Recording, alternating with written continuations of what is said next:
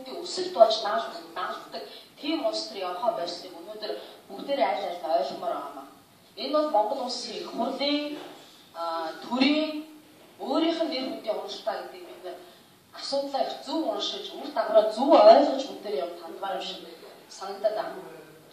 Тэгээ Монгол тутамдсан энэ асуудлыг шийдэхэд засаглалын хямралыг, системийн хямралын асуудлыг шийдэхэд том нэмэр болохгүй жижиг сажиг асуудлыг ярихын оронд бүгдээрээ хамтарч энэ үндсэн хуулийг одоо өөрчлөх асуудал, улс төрийн намыг гишүүнчлэхүй болох энэ асуудал дээр нэгдэж ярил ямар вэ гэдгийг анхны манхаа бүлэг тавьмаар байна.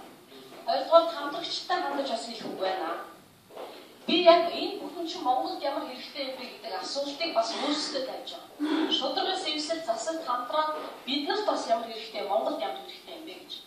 Шударгаас эвсэл сонгогчдын 22.3% саналыг авч парламентд өнөөдөр байгуулагдсан.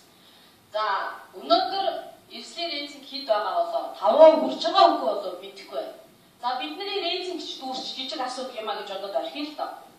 За тэгвэл ер нь бол сонгогчдын шударгаас эвсэлд өгсөн тэр мандат бол 11 суудлын хэмжээний 22.3% мандат.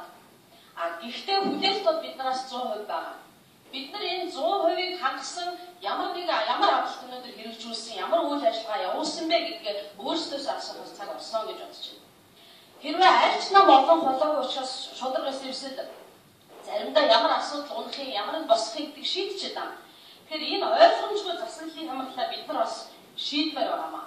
Ойрын үед хөтөлбөрийнхөө энэ одоо энэ Монголын авах 5% сүлжээ сонгогчдод амласан амлалтынхаа төгөлтөд эргэж харагдахын хугацаа шударгаас эвслийн хувьд болсон гэж бодож байна.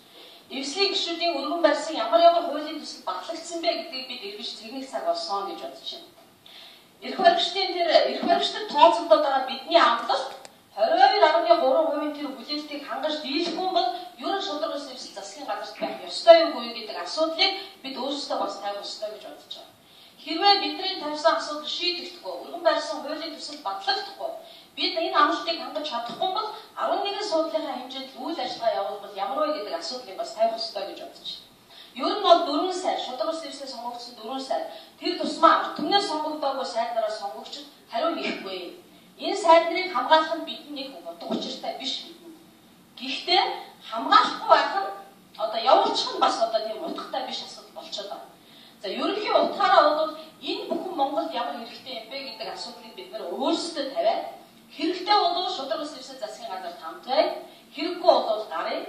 Монголд хэрэгтэй бол манан байна уу, парламентд тарна уу, яана одоо тэр ямар нэгэн шийдлийг бид нэр хийх ёстой, улс төрийн шийдлийг хийх ёстой гэж бодож байна.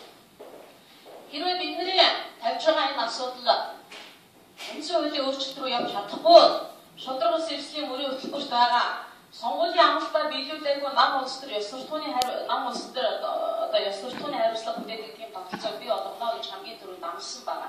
Энэ амлалтаа өөрсдөөсөө хэрэгжүүлж 2 жил бүрийн эрхийн хугацааны талан өнгөрсөн байхад шударгаас эвслийн амлалтын юун ч биелэгдээгүй тавьсан ямар ч хуулийн төсөл батлагдаагүй байгаа бол бид засгийн газарт байх ёстой юу гэдэг асуудлыг бол тавьж ийм алхмыг бас хийх ёстой гэж бодож байна.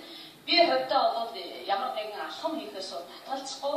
За гэхдээ өнөөдрийн асуудлын хувьд ер нь бүгдээрээ бол 23 жилийн дараа төв барьж байгаа арчилсан намд хангалттай бүрэн эрхийг хэрэгжүүлэх ийм бололцоог олгож энэ ямар үр дүнд хүрч чаддгийм бэ гэдгийг ард түмэнд нэг харуулах тийм одоо сонголт нь илүү одоо асуудлыг мухлахад зөв байж магадгүй гэж бодож байгаа.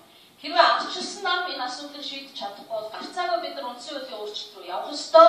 Энэ засаглалын хямрал системийн хямралаа шийдэж одоо асуудлаа бүгдээрээ тойрч ярьж шийдэх ёстой гэж ингэж бодож байгаа. Энэ хүрээнд бол арчилсан намыг дэмжиж засагт хамтарч байгаа. Хэрвээ энэ дэмжлэг явахгүй бол засгийн газраас гарах